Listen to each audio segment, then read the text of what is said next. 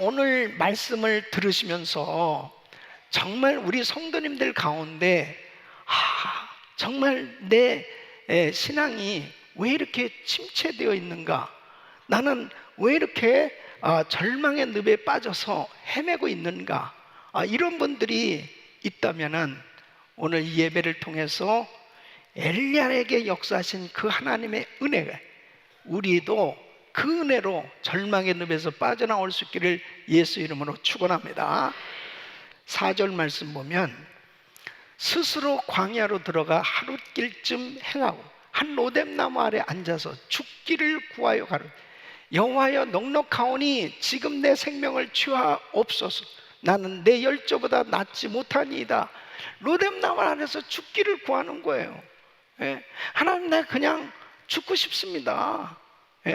보통 이 절망적인 상태에서 가장 절망의 늪에 빠진 상태가 뭐냐면 이 우울증입니다. 그리고 살고 싶지 않은 그러한 마음의 상태예요. 오늘 행여라도 정말 너무 힘들어요, 너무 어려워요, 나 살고 싶지 않아요, 너무 괴로워요. 원래는 그런 사람이 아니었어요. 정말 성령 충만했고 믿음도 좋았고 그리고 은혜가 충만했고 봉사도 열심히 하고 기도도 열심히 했던 그런 은혜의 사람이 지금 절망의 늪에 빠져서 너무 탈진된 상태로 엘리야처럼 이렇게 죽기를 구하는 모습으로 전락되어 있는 성도님들이 계시다면 오늘 그 절망의 늪에서 빠져나오시기를 축원합니다. 빠져나와야 돼요. 절망의 늪에서 빠져나와야 비전을 이루는 삶이 될 수 있습니다. 우리는 달려가야 된단 말이에요. 지금 이 엘리야는 로뎀나무 아래서 누워서 자고 있어요. 지금 엘리야가 그럴 때가 아닙니다. 일어나서 호렙으로 가야 돼요. 호렙산으로 가야 돼요. 하나님의 일을 해야 돼요. 비전을 이루는 삶이 돼야 되는데 로뎀나무 아래서 그냥 죽기를 구하고 있는 이 엘리야의 모습처럼 내가 지금 좌절하고 실망해서 낙담해서 주저앉아 있다면 그것은 하나님의 뜻이 아니에요. 하나님의 일을 이룰 수가 없어요. 회복되어야 쓰임받을 수 있습니다. 절망의 늪에서 빠져나오기를 예수 이름으로 축원합니다. 엘리야는 왜 절망의 늪에 빠지게 되었을까?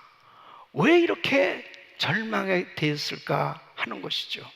대부분이 사람마다 좀 다르지만은 공통점이 있어요.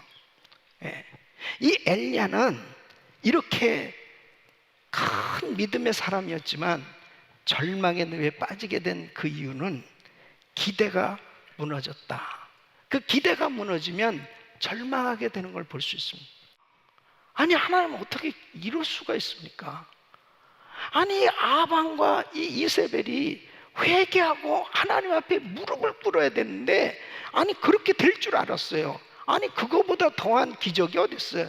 이건 뭐 반드시 역사가 일어나는 이 엄청난 기적 앞에 다 두 손을 들 수밖에 없는데 어쩌면 이렇게 강박하냐 이거예요. 그런 하나님의 역사를 보면서도 어쩌면 그렇게 더 강박해져 가지고 아예 뭐 자기를 죽이려고 그러는 거예요.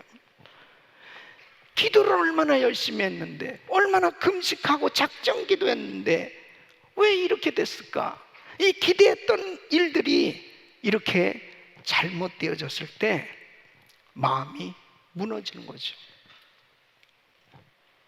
또 나 혼자뿐이라는 생각에 잡히게 되면 절망하게 됩니다.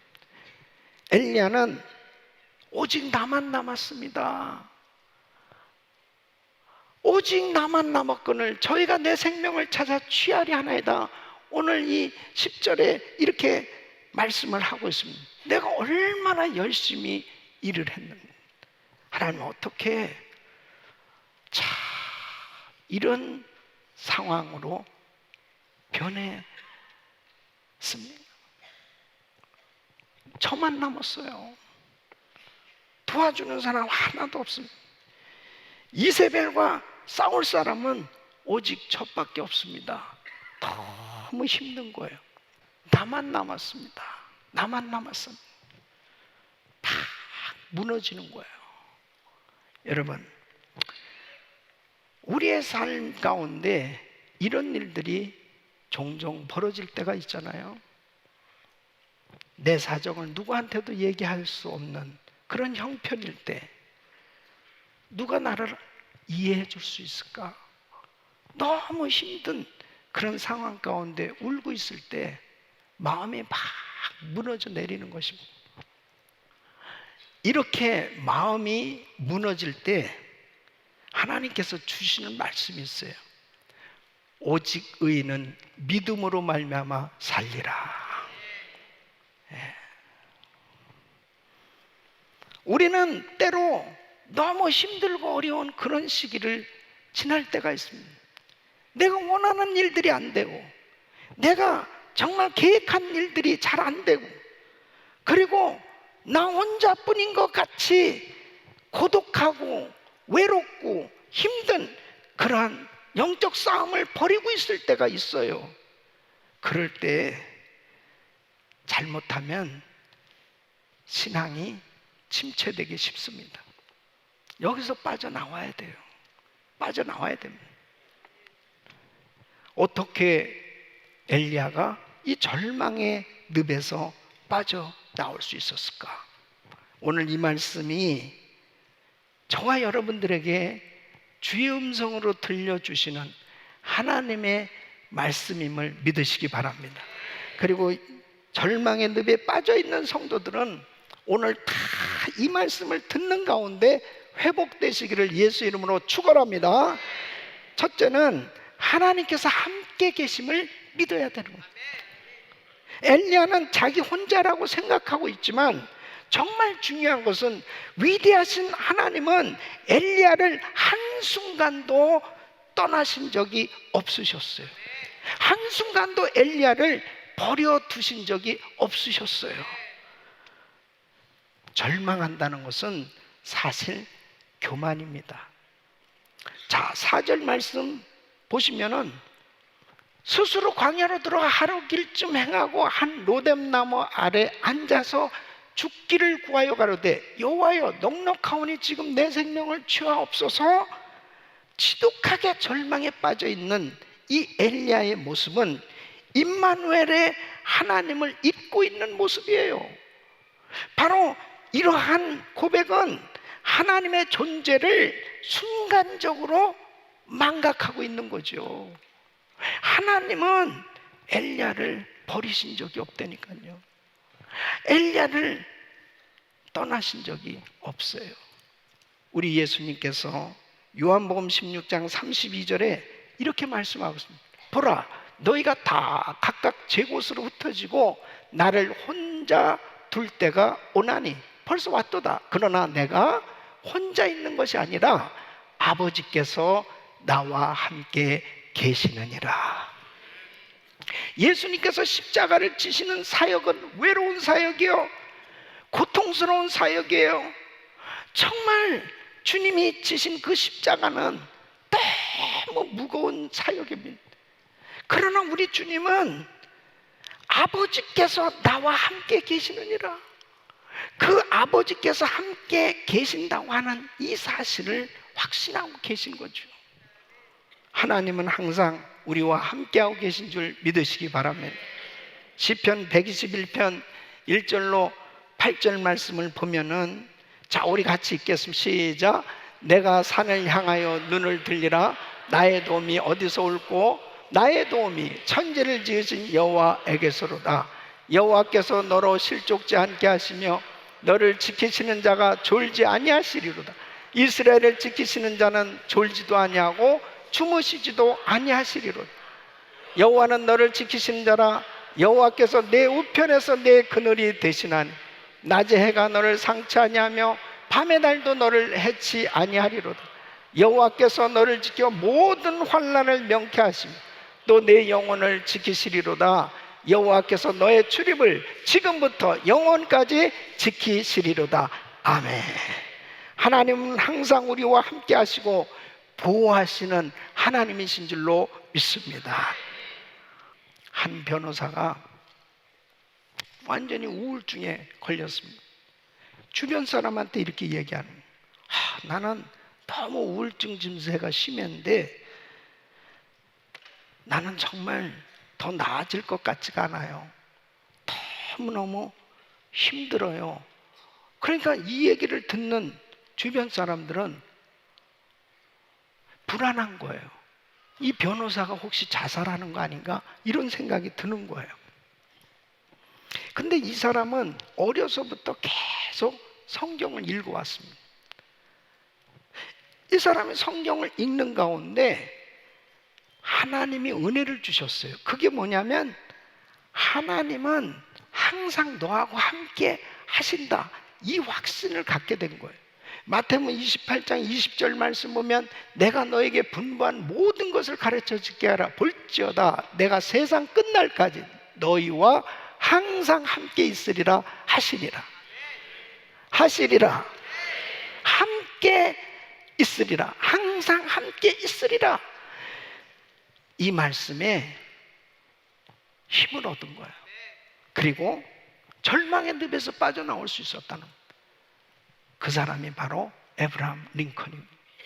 남북전쟁으로 인해서 미 합중국이 둘로 나눠질 수밖에 없는 그런 절대적인 위기 가운데 처했을 때 노예 해방이라는 것은 정말 어려운 일입니다. 기득권층과의 싸움이에요. 너무너무 힘든 그런 공격을 당하면서 역사적인 대사건, 결정적인 그런 역할을 할 수 있었던 것은 백악관을 기도실로 만들고 하나님은 어떤 경우에도 함께하고 계신다는 확신을 믿을 때, 확신을 가지고 나갈 때 하나님께서 절망의 늪에서 건져주시고 승리하게 하신 줄로 믿습니다. 하나님은 한 번도 우리를 떠나신 적이 없습니다.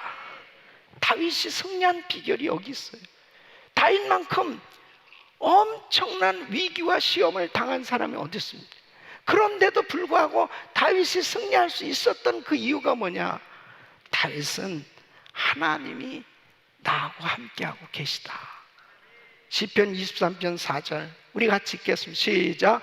내가 사망의 음침한 골짜기로 다닐지라도 해를 두려워하지 않을 것은 주께서 나와 함께 하심이라. 주의 지팡이와 막대기가 나를 안위하시나이다. 아멘. 하나님께서 함께 하신 걸 믿으셔야 돼요. 푸른 초장 실만한 물가에 지날 때도 함께 하시지만 음침한 사망의 골짜기를 다닐 때도 주님은 함께 하시는 거예요. 우리의 삶에 절망스러운 환경, 어려운 환경 가운데 있다 하더라도 절대로 낙심할 것이 아닌 것은 주님은 나를 잊어 보신 적도 없으시고 나를 버리시지 아니하시고 나하고 함께하고 계신다는 사실 믿으시기 바랍니다. 두 번째는 하나님께서 다양한 방법으로 도와주심을 믿어야 돼요. 엘리야는 아무도 도와줄 사람이 없다고 지금 생각하니까 절망하는 겁니다. 나만 남았습니다. 이세벨과 싸워야 되는데 나밖에 저 견고한 대적과 저렇게 어마어마한 권력을 가지고 나를 죽이려고 하는 저 대적을 어떻게 이길 수가 있을까? 이런 생각을 하고 있는 거예요. 근데 자 보십시오. 하나님은 한순간도 엘리야를 떠나지 아니하셨을 뿐 아니라 하나님은 한순간도 쉬지 아니하시고 다양한 방법을 통해서 엘리야를 돕고 계셨다는 사실입니다. 자, 오늘 이 본문 말씀 보세요. 5절로 7절 보면 이제 로뎀나무 아래서 죽기를 구하면서 탈진되어 있는 엘리야에게 하나님은 천사를 보내셨어요. 그래서 천사가 어루만지면서 일어나서 먹으라 그러는 거예요. 그러면서 보니까 머르맛에 숯불에 구운 떡과 물 한 병이 있는 겁니다. 또 다시 와서 어루만지며 이르되 일어나서 먹으라.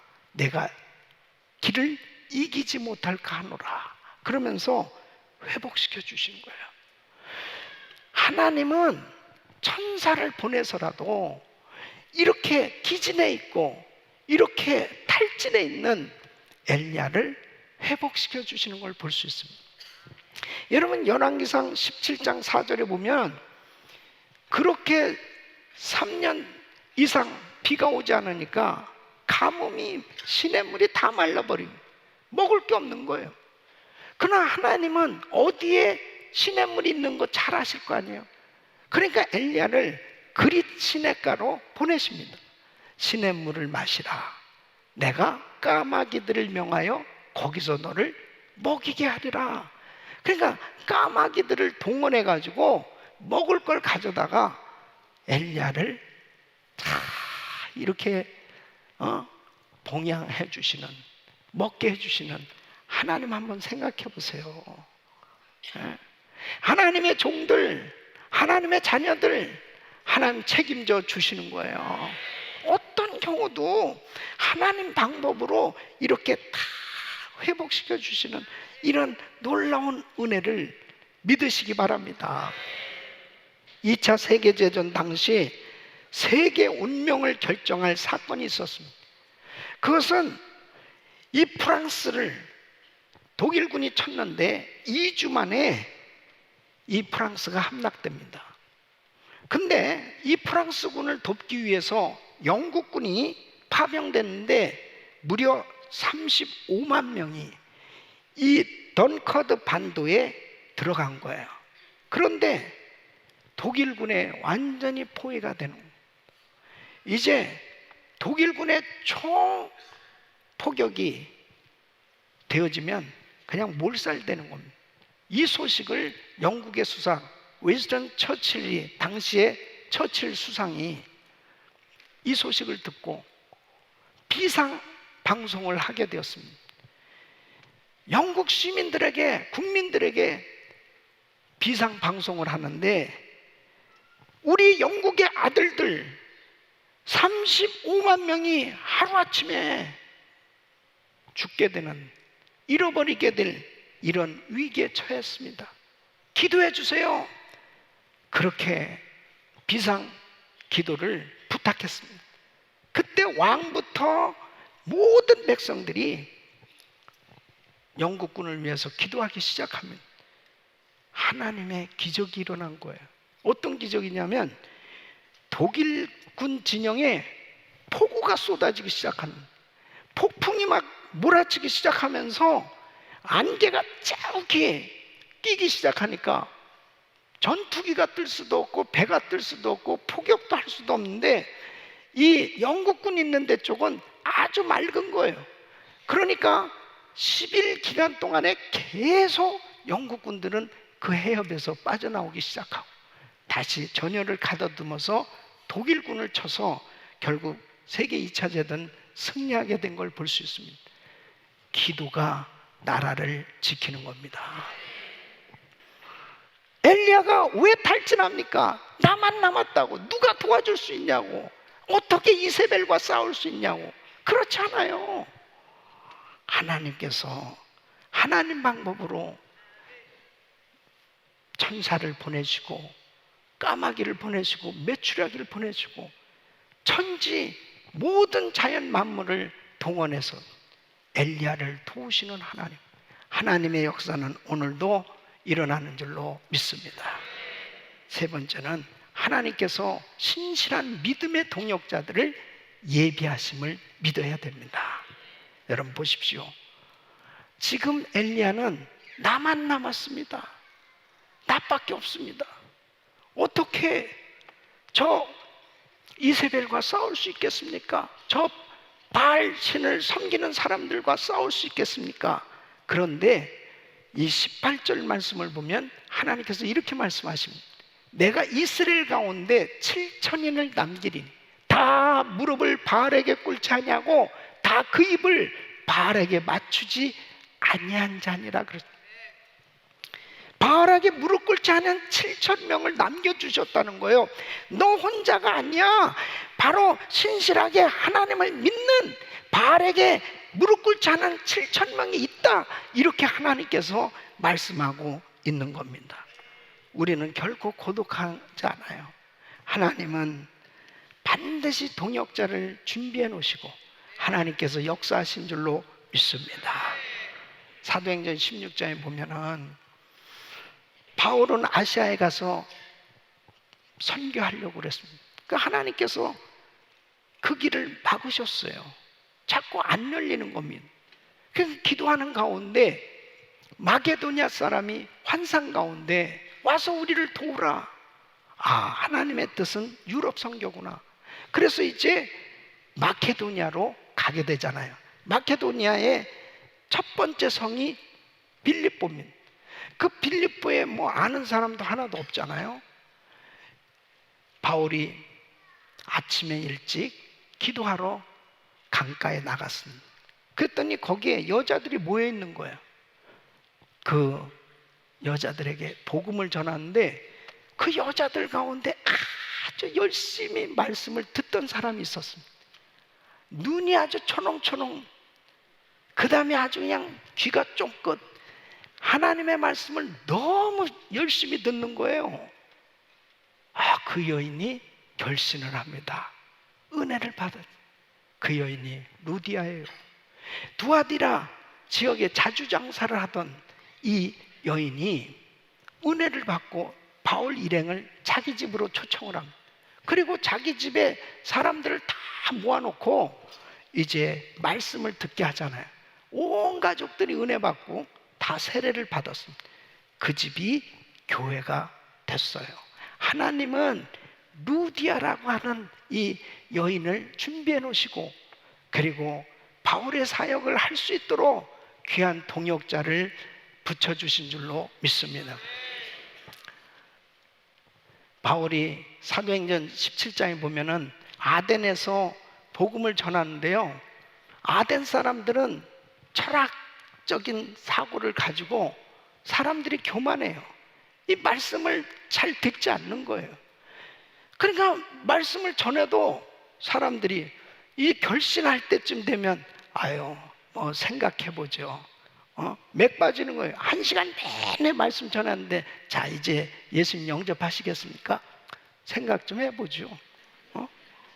다음에 오시죠. 그럴 때 얼마나 답답해요.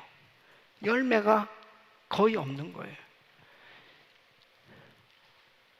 그 마음 가운데 좌절되기 일부 직전이에요. 너무 힘든 거죠. 사람들이 잘 받아들이면 좋은데 사실 아덴에서의 사역은 거의 실패라고도 볼 수 있어요. 그런 가운데서 이제 고린도에 가게 됩니다. 거기서 천막 만드는 일을 하면서 이제 사역을 다시 시작하는 거죠. 그런데 거기서 만난 사람이 브리스길라와 아굴라 부부입니다. 이 브리스길라 아굴라 부부에 대해서 로마서 16장 4절에 이렇게 소개하고 있습니다. 저희는 내 목숨을 위하여 자기 목이라도 내어놓았나니 나뿐 아니라 이방인의 모든 교회도 저희에게 감사하느니라. 목숨을 위해서, 누구의 목숨? 바울의 사역을 위해서 자기 목이라도 내어놓았나니, 정말 이 브리스길라 아굴라 이 부부가 얼마나 귀한 동역자인지. 그러니까 그 이방 교회들이 다 아는 거예요. 그렇게 귀한 신실한 동역자 브리스길라와 아굴라 부부. 모세 혼자는 안 되는 거잖아요. 그러니까 모세를 위해서 아론을 준비해 주셨고, 모세의 팔을 올려주며 아론과 훌이 함께 동역할 때 여호와 니스의 역사가 일어난 것을 볼 수 있습니다. 여러분 보십시오. 우리의 삶의 여정에 나를 낭심케 하고 좌절케 하고 절망케 하는 그런 일들이 무엇입니까? 여러분을 그토록 힘들게 하고, 정말 내 이 사정을 누가 알아? 정말 나는 왜 이렇게 힘든 거야?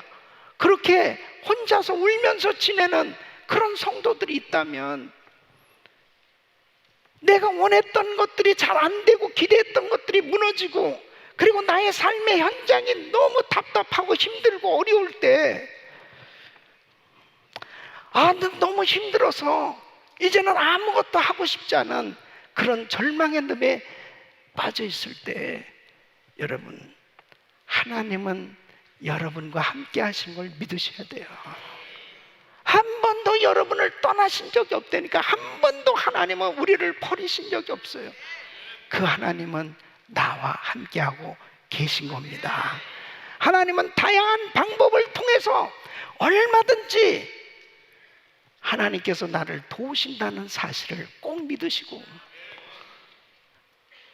우리를 위해서 귀한 동역자들을 준비해 놓으셨고, 하나님의 일을 위해서 귀한 비전을 이루어갈 수 있도록 우리에게 꿈과 비전과 용기를 주시는 걸 믿으시고 일어나시기를 바랍니다. 회복되어야 하나님 앞에 쓰임받을 수 있어요. 여러분, 절망의 늪에 빠져 있는 동안은, 내가 계속 시험 가운데 있을 때는 하나님께서 나를 통해서 위대한 일을 이루시기 원하시지만, 그 시간은 너무나 무익한 시간으로 보낼 수밖에 없어요. 빨리 절망의 늪에서 나와야 돼요. 회복돼야 돼요. 그래야 비전을 이루는 삶이 되는 줄로 믿습니다. 우리 사랑하는 성도님들에게 이런 은혜가 임하기를 예수 이름으로 축원합니다.